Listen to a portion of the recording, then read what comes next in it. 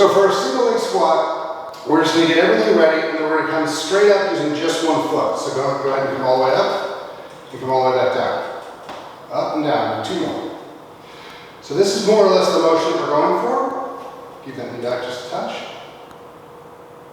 Perfect. So everyone who does normal squats with bars, this is going to be really, really hard. This is one of the first exercises I put all of my NFL guys on because you have to have all of the function in the ankle, the knee, and the hip for this one leg. So if you're going to cut, if you're going to jump, if you're going to move, and you have a weak ankle, if you use both feet to do squats with, you're never going to know. But if you do a single leg squat, the knee's going to start moving back and forth. The ankle's going to start wobbling. You're going to start noticing the foot has a lot harder time on one leg than the other one, making things work.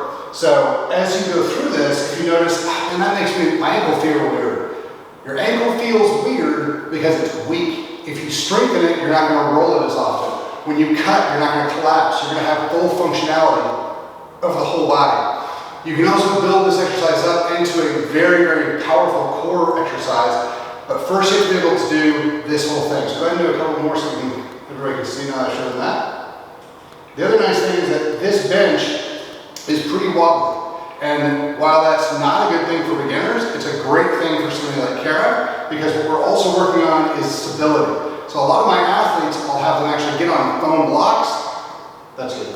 So we can get them on foam blocks or we can get them on other boozy balls or something like that, the half ones, not the whole ball. We can get them on those so that they have, so it's not stable. The more stable it is, the easier it is, the better for beginners, but the more unstable it is, the better it is for higher end athletes because it's going to give us a lot better functionality all the way up and down.